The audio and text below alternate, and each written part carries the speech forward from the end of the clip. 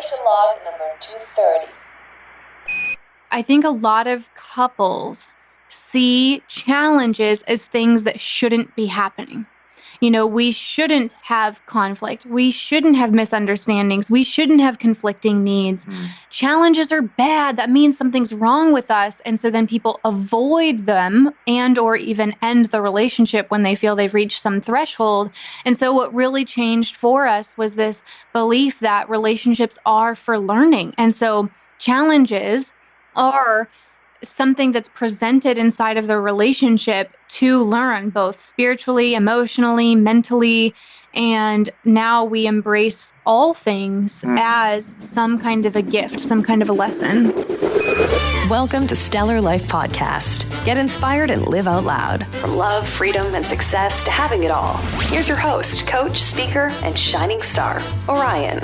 Roger, you're looking good. Hi, and welcome to Stellar Life Podcast. This is your host, Orion. Thank you so much for being here. I appreciate you. I really, really, really appreciate you. And you should be so in appreciation and you should be so proud of yourself for listening to conversations like this. Conversations that empower you and make you a better person and awaken. Sometimes it's not about the knowledge that you learn. It's just about remembering things that you already know and just bringing it back to your life so your life is better. So thank you. I invited Jocelyn and Aaron Freeman to talk about relationships because especially these days when people are in quarantine and are in lockdowns and are together all the time, without even being able to go to the movie theater. And I so want to see Wonder Woman, but it's not out yet. And we can't see it on the big screen and it sucks. But anyway, back to the Freemans. It's not easy being a couple during hard times. This is what make you or break you. Quarantine time, pandemic time. This is the time to become a team. This is a time to support each other and find your inner strength and find the beauty in your love together. And remember how much you love each other. You know, and lean on each other because this is your strength as a couple. I do life coaching and love coaching, and I help women find the love of their lives. And, you know, it's great. You find your partner, your dream partner, and then what? There is this whole honeymoon phase, and then, oh wow, he really does not like to cook. Or there's so many things that come up because none of us are perfect. And when we get into a relationship, everything is so perfect and awesome. And then slowly but surely life hits and things happen. And in my own relationship, a new baby really, really, really shakes your relationship because all of a sudden it's not the two of you, it's the three of you. And a little baby is very demanding and you don't have time and you're tired and it's very different. Don't get me wrong. My baby brings me so much light and I thank God a million times every day that I have this beautiful, beautiful miracle. And so does my husband. And it makes relationships harder and more difficult. And with or without a baby, relationships are so difficult. So today we're going to talk about how to manage relationship and how to improve relationships and share some tools on how to take your relationship to the next level. Because why not? Why not have the best relationship ever, right? And now, without further ado, on to the show. 2, 1, 0. Hello, Jocelyn and Aaron, and welcome to Stellar Life Podcast. Thank you so much for being here. Thank you for having us. Yes, thank you for having us. So you're the couple that teaches other couples how to be better. Yes, to definitely communicate better, fight smarter, and handle any challenge as a team. Wow. What's your story? How did you become a team, and how did you guys started coaching? Well, going back even a little bit into our upbringings, we had completely different upbringings and experiences with relationships. Long story short, my parents went from being madly in love and best friends to divorce court, lawyers, police called. And it was very shocking as a child to wonder, how can two people who love each other so much end up getting to that place? And so that really planted a seed in my mind and in my soul to really uncover, like, why is it that relationships can go that way? And then Aaron had a completely different upbringing. Yeah, I mean, I grew up in a Christian household. Parents were loving, had a brother. They were always around, and even went to a Christian high school from actually K through 12. Well, along the way, I built up some shame and some fear around intimacy and specifically sex, as where what I was learning was sex was bad. Sex was very bad before you got married. And so how relationships went for me was, I mean, I was broken up with, cheated on a few times, and only had a few relationships, as that embarrassment just really kind of kept on growing as well as I went through high school and through college. And so even then, fast forwarding, Jocelyn and I got together, I'm really standing there thinking, I'm not prepared. Yeah, we went to preparing for marriage, but I realized I'm not prepared for communicating when emotion is high. I don't even really know what to do about my embarrassment. I hadn't had sex for 30 years. Wow. Because we said I do, that night everything changes, and I'm not going to have embarrassment. I'm not going to have fear around sex.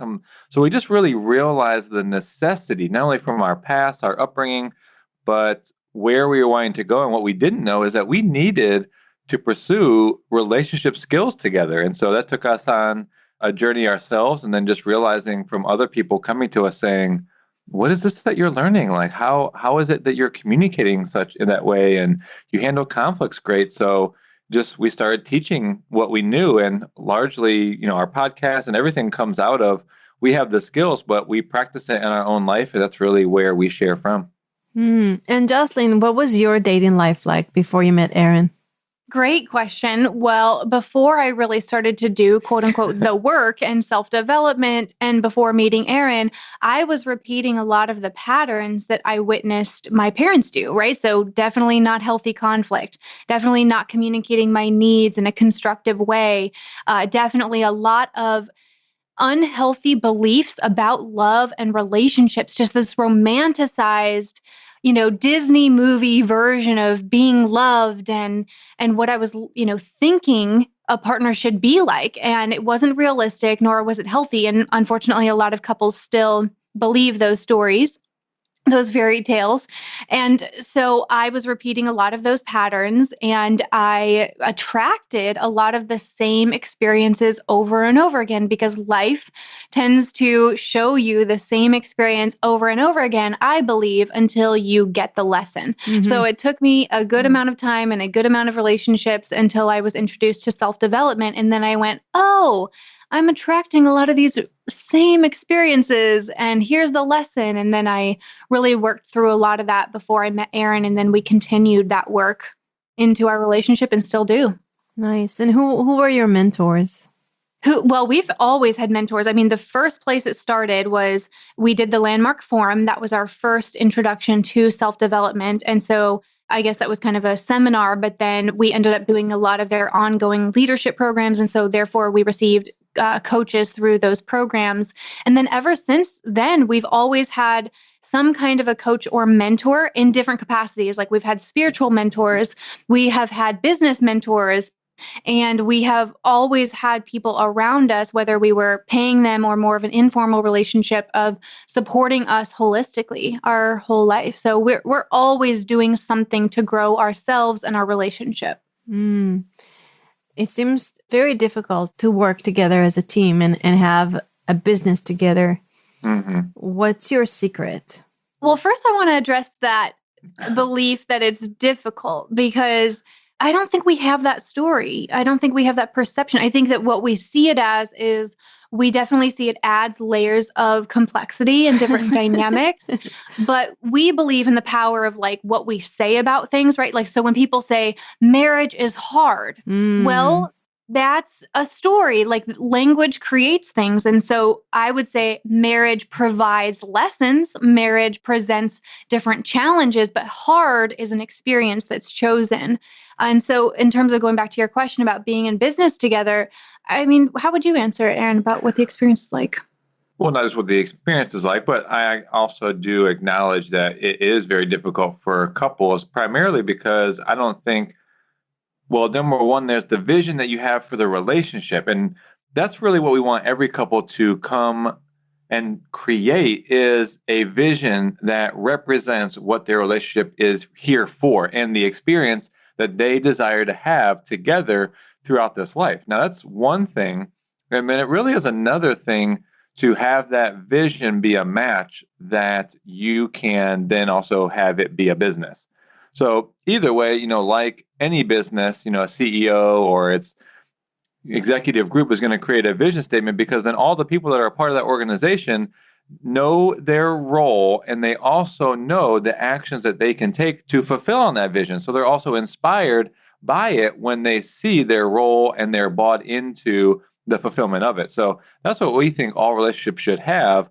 But yet again, then is that going to get expressed into the world as a business as well? So that's just a place I think a couple could check out, because then of course your skill set and your personalities need to match in a sense to build a business. And since we met sort of both you and your partner in the Genius Network, you might have to have a big question about who, not how, right? You're going to have to ask yourself, well, here are our personality, here are our gifts, but do we need to get some other people involved? Are we not the people to take the action, as in do the hows?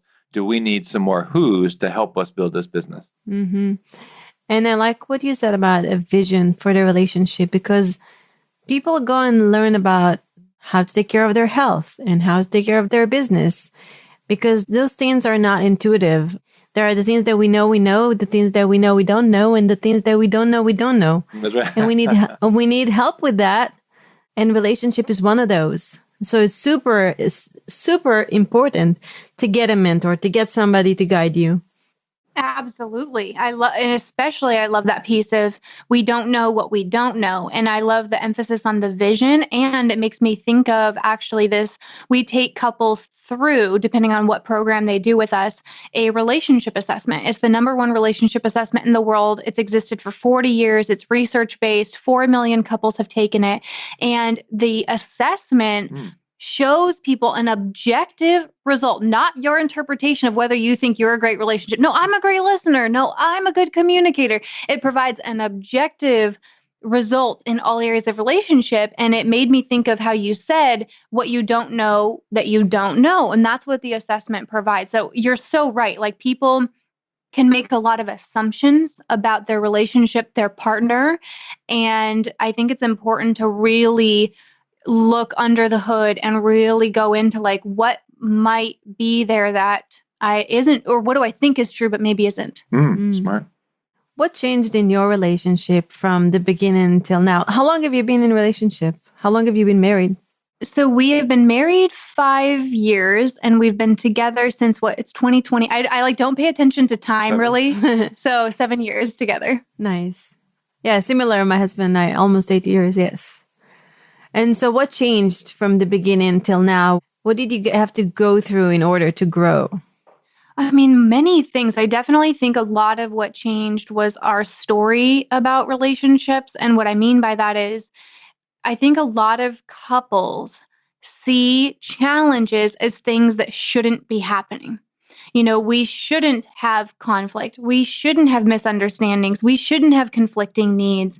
Challenges are bad. That means something's wrong with us. And so then people avoid them and or even end the relationship when they feel they've reached some threshold. And so what really changed for us was this belief that relationships are for learning. And so challenges are something that's presented inside of the relationship to learn both spiritually, emotionally, mentally.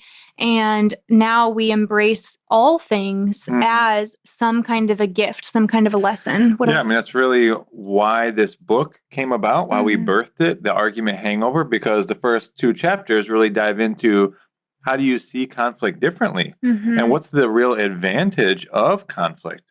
Because when you actually understand that, then you wouldn't avoid it. So I think that, to your point, we really learn to lean into the challenges, and even more so, not just say like, oh, shoot, we have another challenge we have to go through, but it's more so like semi-look forward to it. I mean, you don't really look forward to the emotion of feeling like hurt or defensive at times, but more so a lot faster, we come back together and say, okay, how do we use this challenge now to benefit our own relationship, our own individual growth, as well as the vision that we're creating? So I think that's probably just been one of the major things, and it's just more top of mind, and it's just become more of our belief and experience with our relationship over the time together. One more thing that came to mind is we've also done a lot of work around emotional intelligence and really getting more in touch with our emotions, what we not only are thinking, but what we're feeling in our body.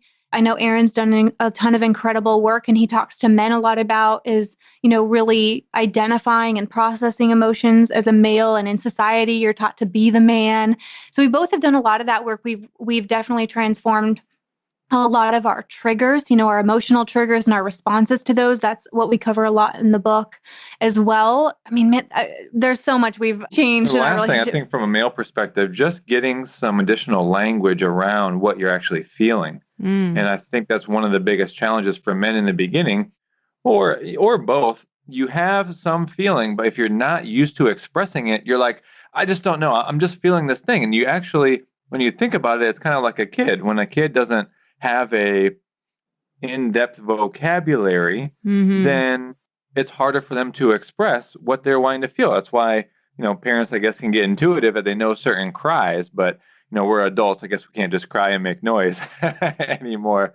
So I do think it's empowering and impactful to start to get a vocabulary so that you can express your emotions. And the bottom line is you want to feel understood. Yeah. So if you want someone else to understand you, you have to be able to articulate what that is before that can happen. Can you give me some examples on how to articulate emotions, like ways that you didn't know in the past as a male? Or is it really a big difference between a male and female when it comes to expressing emotions? Well, I can share from the male perspective, and then maybe you just share from your perspective. I think in the beginning, I know in the beginning that I defaulted to just not saying anything. So when emotion would be high, and it was sort of a pattern I saw from my dad, which I actually thought was a good thing. When my parents would get into a conflict, which was rare, my dad wouldn't say anything. He would literally would just turn around and leave. I even remember him telling me over the years that he would always leave, and that was a benefit so he could get his thoughts together and not say something he would regret. And so I modeled that. I mean, it wasn't conscious, but then that's what I did in our relationship. So I can imagine myself different times being in our vehicle, coming back from the gym in the morning, emotion would come up, and then I would just look out the window, or we get home and I don't speak. I don't say anything.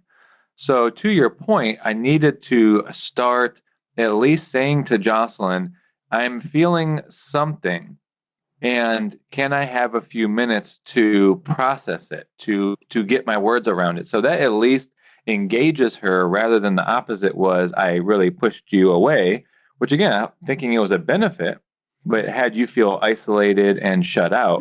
So at least getting the conversation going of, hey, I'm starting to feel something. Can I have a few minutes to process it? And then, in my own reflection, I would kind of look in my body like, all right, where am I feeling this? Am I feeling this in my heart, in my chest? Am I feeling this in my neck? Okay, neck is kind of like more like anger or tension. Do I feel sad? Do I feel disappointed? Do I feel defensive, frustrated, resentful? You just start to play with some of the words, I think. And when you locate them in your body, stomach, chest, neck, even could be, like in your root, I think that gives you some places to start to explore what those feelings are.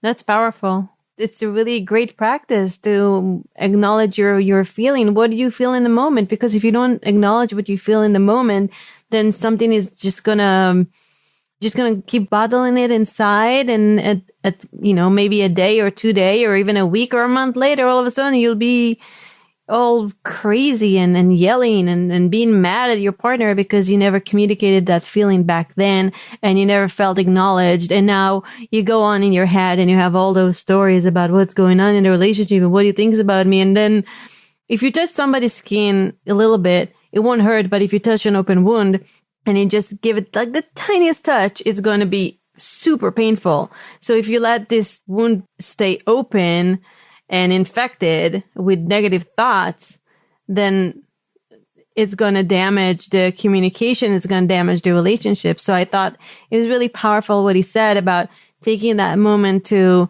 acknowledge where it is in my body. What is the metaphor that I have in my mind for that place in my body? And what words can I put into that? I thought it was really beautiful. Mm-hmm. And to your question going back, are there differences between men and women? We don't love like gender stereotypes or norms. However, our society did bring us up inside of certain contexts and frameworks. Men should be strong, women should be this and that. And so there's still so much of us working through that. And so I think women are often stereotyped as being, hysterical and overly emotional and also like in a way kind of given an excuse for that. Like, I'm a woman, I feel so much. And so what I've processed through is that regardless of male or female, there is a healthy way to identify what we're feeling and a healthy way to communicate it. And so what I used to do was project all of my emotion at my partner. I am feeling anger, so rah! I am feeling sadness, so ah! And you need to really feel and get the brunt of what I am feeling right now. So you used to emote your emotions. Exactly. I project them onto my partner and make sure my partner was impacted by them as well. And so I have worked through, and we talked to your partner about this, of being able to have time with ourselves independently as individuals to ask ourselves, how am I feeling? Is there anything there for me? Is there any emotion that I need to process to then be able to communicate? And so identifying our feelings, not just trying to get to our to-do list, which is what so many people do and step over their feelings, and then it comes out to their partner another time, and to then communicate it in a healthy way. Yeah. I love what you said about the story of the relationship. Tony Robbins says, change your expectations for appreciation. And most of the time we have more expectations than appreciation because this is the way it is. Our brain is still ancient. We still are running from the imaginary saber-toothed tiger. We still are looking for what's not working, for the glass half empty. So it takes discipline to train ourselves to change our expectations for appreciation and remember why we are with this person and how much we love them. Because when we are in appreciation, we're not in fear and we're not in pain, because those are the places that creates the terrible story about the relationship. He's like this and he's going to think about me this way and he's doing it because he wants to hurt me, he or she. And so when you work with couples, what stories do you see? What do people have that needs to be told in a different way? Well, I love that you bring up expectations because it's such a huge place of possible disappointment and frustration for couples. And we have been to Tony Robbins and heard that, right? And the idea of it is really great. And what I found in practice is actually this. When a couple, which first of all I had to do for myself, when I own what my expectations are and I own them as mine, as my own creation, then I ask myself another question: have I expressed this? Because all too often we build up these expectations as these ideas in our mind, but yet how often are we even sharing with our partner what it is we're expecting? Jocelyn had said earlier, we have this idea that, if my partner loves me, they'll just know. I shouldn't have to tell them. Well, that doesn't set you or your partner up for success. That only builds up this sort of impossibility of an expectation they can never meet because you've never even told them. So I have found when I had started to share my expectation with Jocelyn and have said, hey, I realize I actually have this expectation. And that just creates this dialogue. It gives Jocelyn an opportunity to really hear me out. So I'm not throwing the expectation out saying, this is what I need you to do, or more so, I'm telling you, this is my expectation that you have to meet. No, I'm actually in a conversation saying, I see I have this expectation. The way in which she now listens to me such that I feel understood in my expectation, I immediately have appreciation for how she listened to me, her attention, maybe her compassion. And that's where I saw the correlation. Like the appreciation was a natural birth of my sharing, but how she listened, because I think all partners just want to feel understood. And I think appreciation lives in that world of your partner understanding you. I also like to think that you said, if I express this expectation, and I think another question can be, is this my own expectation? Is this something I learned from my parent? Is this something I learned from my culture or my surrounding? Like, who decides that? And what do I want to decide for my relationship? Boom. That's great. That was huge. Mic drop. Well said. And that would be a great place to share from too, right? Hey, I realize I have this expectation, but it doesn't even seem like mine, because you know what? Here's a great example. Actually, it's a perfect example. Some would have in their mind that they want their partner to play a very traditional role, as in like roles and responsibilities. And sometimes it's seen as like, feminine plays these roles. It might be around kids. It might be around maintaining a house or cleaning or, some version of that. Mm-hmm. And to bring that expectation forward and say, you know what, I had this expectation of, you having dinner ready, for instance, but then to pause and say, I actually don't even care about that. I think that was just how I grew up and I saw my mom do that, but I don't want to carry that one forward into our relationship, actually. And what if your partner say, but this is really important to me? Or you say, this is, that was my expectations and it still is. I learned it from my father and I still want to do that.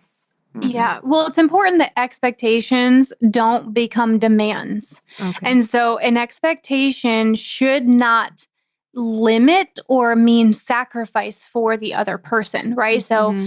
So I think we also have to check ourselves and make sure that our expectation does not mean we're trying to make our partner someone that they aren't.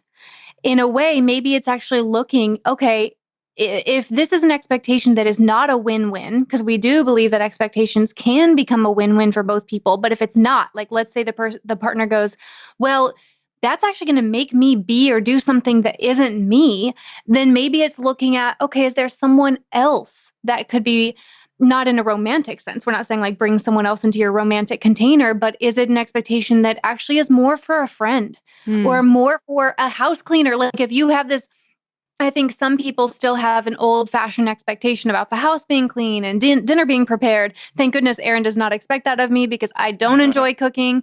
And so, okay, maybe if that is going to make my partner have to now sacrifice some part of their business passion because I'm expecting them to clean and that's not what they care about, we'd hire a cleaner. Like, so of course it depends on whether it's a logistical kind of expectation or an emotional expectation. Mm-hmm. But I think exploring, is this a win-win expectation? If it's not, is there a way we can get creative and somehow outsource it or shift it or adjust it? Can you guys share with me a case study of a couple you worked with and how did they resolve their expectation? How did you guide them?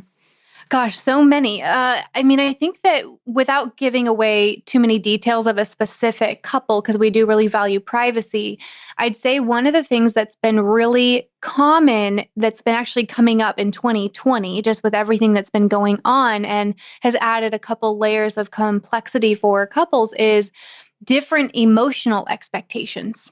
And so every person is handling stress and uncertainty in different ways.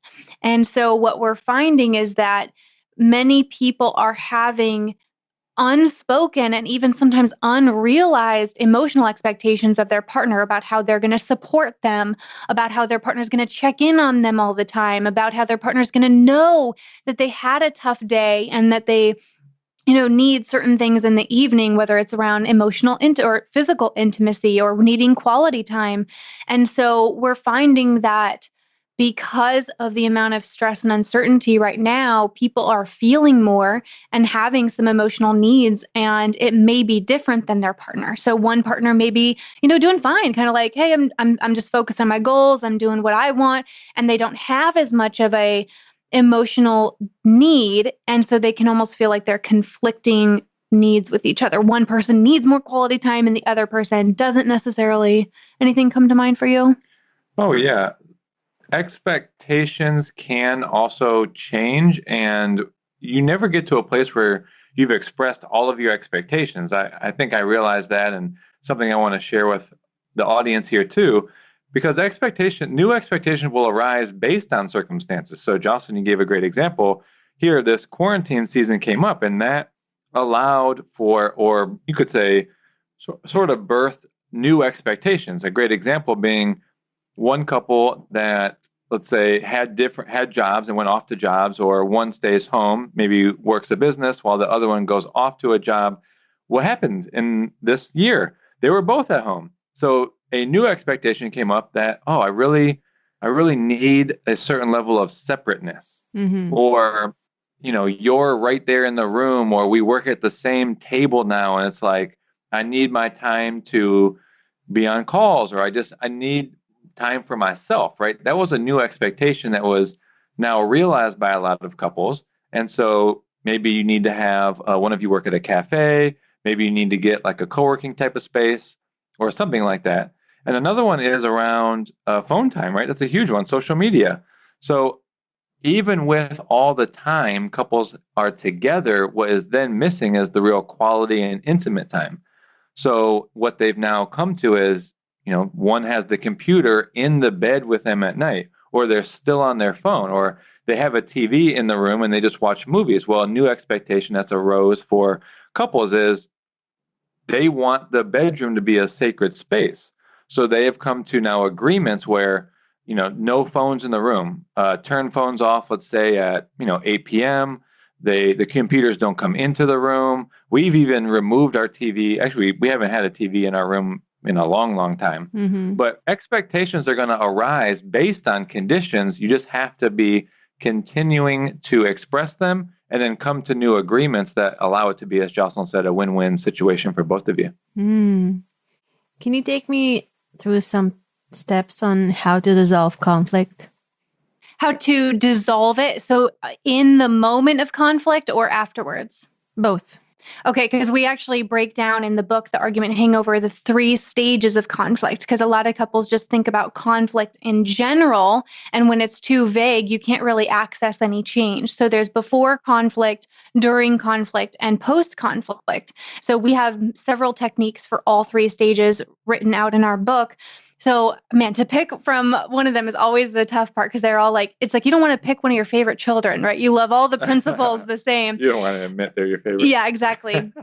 And so during conflict, we show that the 3 types of listening, and there's 2 types of listening that don't have your partner understood, and 1 type of listening that does have your partner feel understood. And most people have conflicts last longer because of several reasons, but one of the main reasons is that they are not listening in a way that their partner feels understood. And so it's like they're now reacting constantly to, well, that's not true. That is not what I said, or that's not what I meant. And so now they're invalidating each other's reality. And the thing is, your partner's reality is real for them.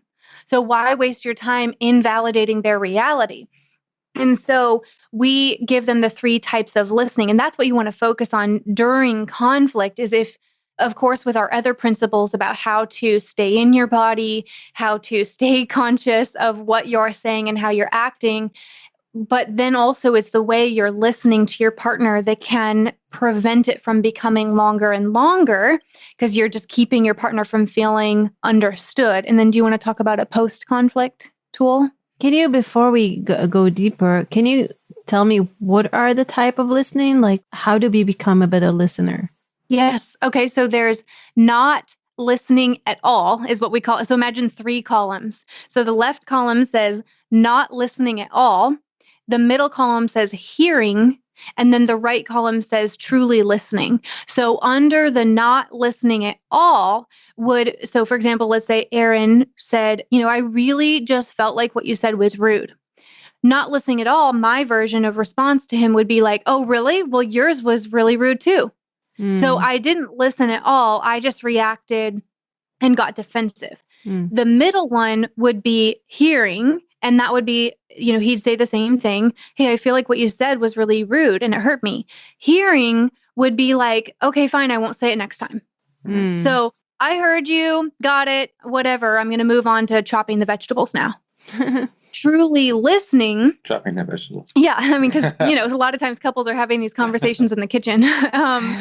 And so then truly listening would be, hey, I hear you. What I said didn't feel nice to you and it hurt you. Tell me more about that. And so I'm listening to the experience. So can you hear the difference in those? Empathy. Yeah, it's okay. It reminds me a little bit of Imago Dialogue.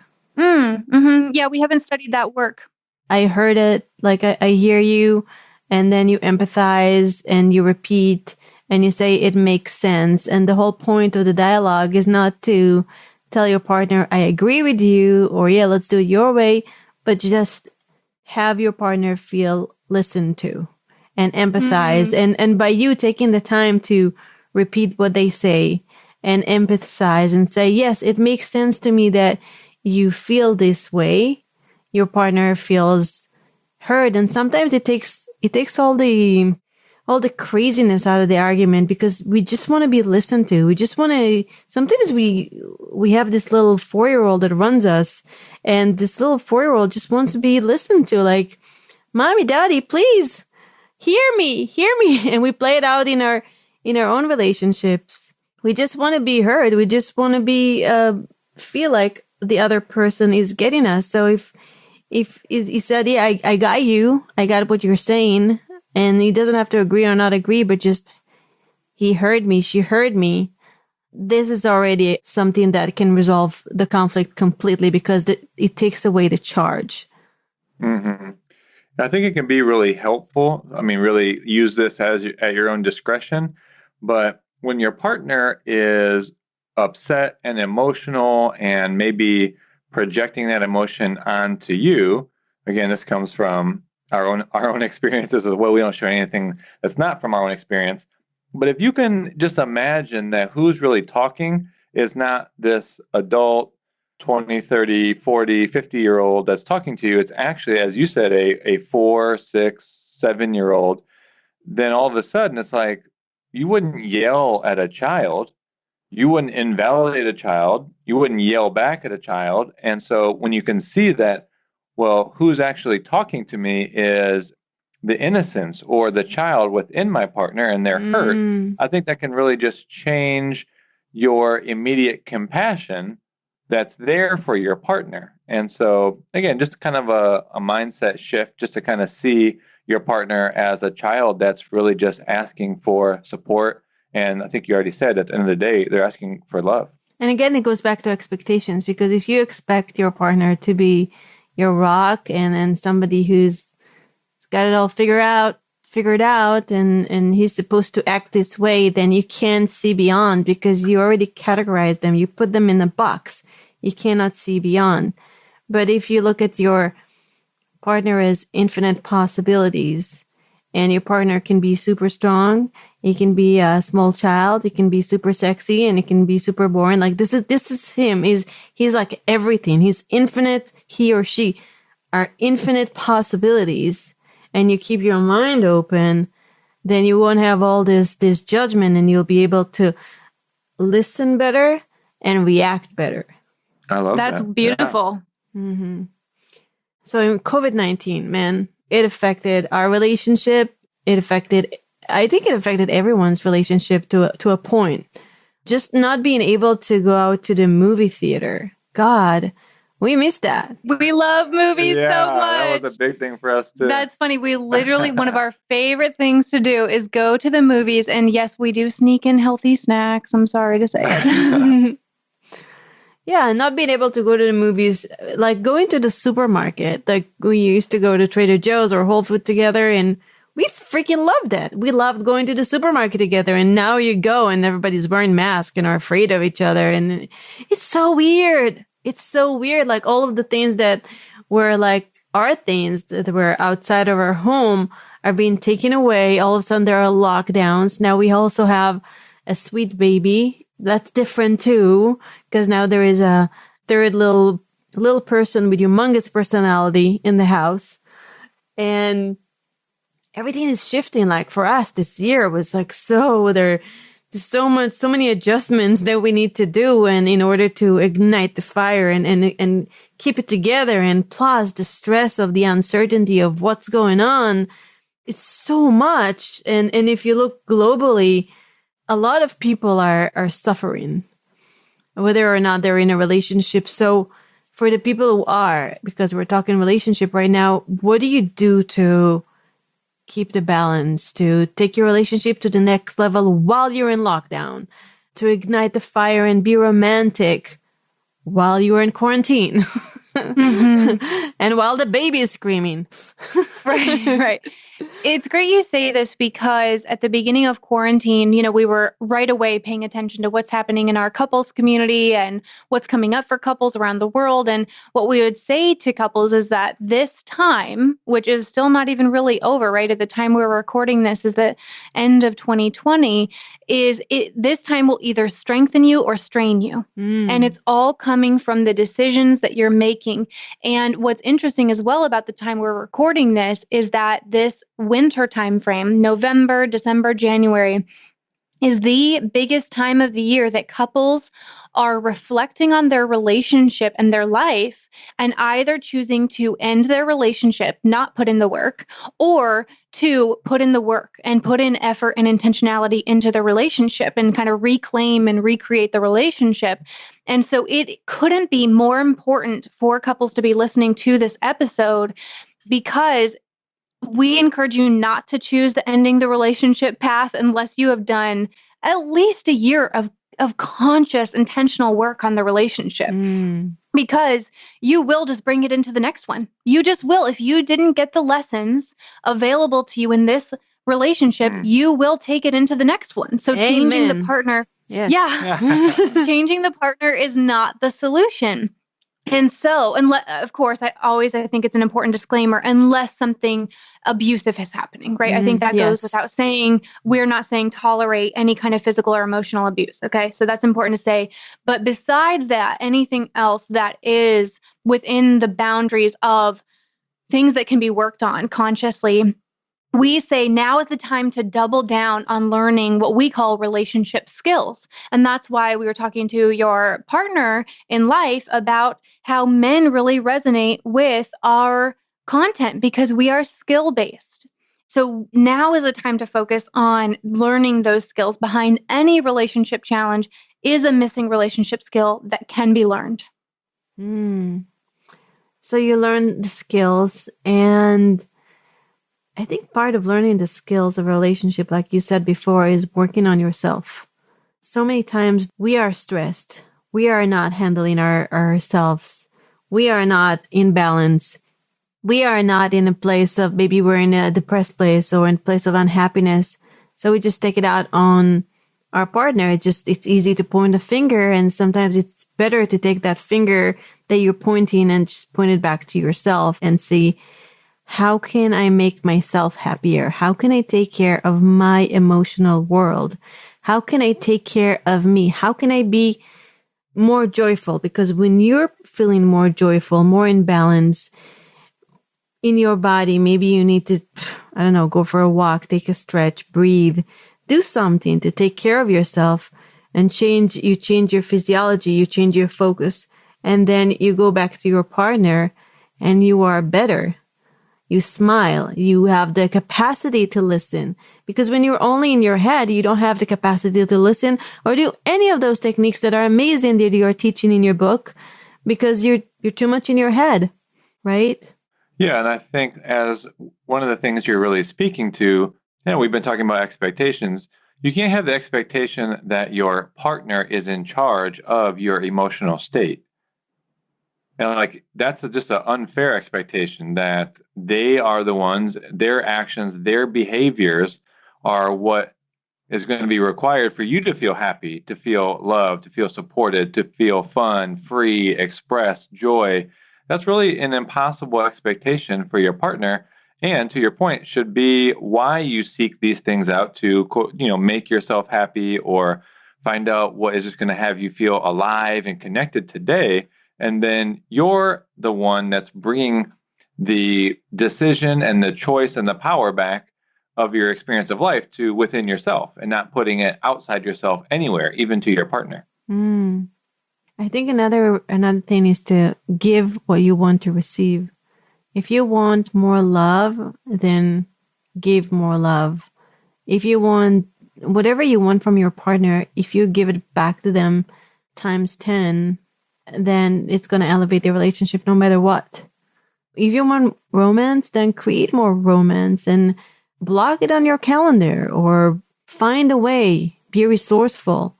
What are some of the ways that you find more romance during these times? Well, I wanted to, Jocelyn, she was like, oh, let me answer this. But before I forgot, I wanted to add this before you kind of switch topics for the audience. A quick mindset shift, I think, around this quarantine. How do you come back to love? How do you keep things fresh? And Jocelyn really invited us into this idea. And it's think of yourself as the 50-year-old version of yourself. Or for those that are maybe already 50, think of yourself as the 70 or 80-year-old version of yourself. And just think about the future version and allow that future version to give you your decisions and your actions now. So I'll give you an example. Most people would say this would be a horrible time to make this decision, but Jocelyn and I have played around with moving. We've lived in Arizona our whole relationship and marriage. Jocelyn grew up there. We have a great network there. Everything's going great. And we had this feeling of wanting to move. And this had come up, throughout the years, but it really became strong just in the last couple of months. And there's lots of reasons to stay, probably almost less reasons logically to move. But when Jocelyn said, would we be proud that we stayed in Arizona where it was more comfortable for us? Or when we were 50, will we be proud to look back and say, we went for an adventure, we tried something new, we pushed ourselves. And when you expand the time frame that your mind is focused on, I think that gives you a lot more freedom. It gives you a lot more ideas that are usually more creative as you think about the future version of yourself and acting from that rather than this present moment. Because in this present moment, most of us have been very limited and locked down. Lots of people in the major cities, you can't really go anywhere. If you travel, you can't even go out. So like our brother and sister-in-law are from Boston visiting us in Charlotte now, and they're going to go back and they can't go to the grocery store, right? So that seems limiting. That's crazy. Yeah, it is, isn't it? That's Expand the time frame that you see yourself. And that's what allowed us to say, you know what, let's go for it. And we just moved to Charlotte this past month. Wow, congratulations. So how is it there? Beautiful. I love that we're in an area that we can walk everywhere. So we can literally walk to anything that we would need. And I love that. So we're enjoying the new energy and it's getting us excited. And I want to go back to your question here before we wrap up, because I know we're getting to the hour here. But I think it's a great question what you asked about romance, because here's something I'm really passionate about. I think that we learn through, again, movies, media, is that romance is about the superficial things, the roses, the date nights, the gifts, the lingerie, the surprising each other. And don't get me wrong, those are the sprinkles on top, right? Those are fun, still do all that fun stuff. But what we believe and what we go through couples to discover is that true romance, which is I think a depth of connection that is undeniable comes from the deeper things, not the superficial things. It comes from having hard conversations. It comes from resolving resentments before they build up to something. It comes from being curious about each other's emotions and needs and what you're discovering. And it comes from learning new things together. We love learning new. Yeah, we love learning new spiritual things together. We love learning new life philosophies and principles. And so I encourage couples to go deeper in what they think romance is really coming from. That's powerful. Thank you. Oh, I wish I could speak to you with you guys for longer, but we are limited for now. So before we say goodbye, what are your 3 top tips to live in a stellar life, and where can people find you? Oh gosh, my top 3 tips would be re-listen to this episode 3 times. Great. I think it comes from what our tagline is, which is learn to communicate better, fight smarter, and handle any challenge as a team. Like those would be the 3 tips, is like focus on those 3 areas because those impact every area of your relationship, being able to communicate and resolve conflicts differently. And so that's what I would say to couples to focus on this time of year in the relationship. And what I encourage everyone to do is to go pre-order the Argument Hangover. And not just for our sake, because we want you to read our book. We are actually giving $200 of free bonuses for pre-ordering it, one including a course, a conflict resolution course that I turned to Aaron after we recorded it and put it up for one of the bonus gifts. And I said, why did we do this for free? We should have charged for this because it's so good. It literally is not only just like beautifully filmed, but also the principles in it are a game changer. So go to theargumenthangover.com, and on that page, you'll see the different retailers to select to order it, and then a place where you enter your receipt number to get those bonuses right away. And then that's the first place to start. And then, of course, reach out to us on Instagram. That's where a lot of couples will message us about setting up private sessions or, learning more about some of our other self-paced programs and things like that. So that's Meet the Freemans is our Instagram account. Thank you so much. I really appreciate it. Thank you for this beautiful conversation and all the knowledge. Thank you so, so much, Jocelyn and Aaron Freeman. I appreciate you. Well, beautiful questions. They were very meaningful. Thank you. Thank you for giving us the space to create this together. Thank you. And thank you so much, my sweet listeners. I hope your relationship is going better because you've listened to this episode, that you took all the beautiful lessons and techniques that were shared here, and that you go get this amazing book and the amazing bonus because it can change your life. This is Orion. Till next time. Thank you for joining me on my mission to light people up and change lives around the world. I hope today's conversation inspires you to step up, go after the life of your dreams, and be who you want to be. If you enjoyed this episode, make sure to go to stellarlifepodcast.com for show notes, transcripts, and other cool stuff. And please subscribe, review, and help spread the word by sharing us on Facebook and Twitter. Have a lovely day, and I'll catch you on the next episode.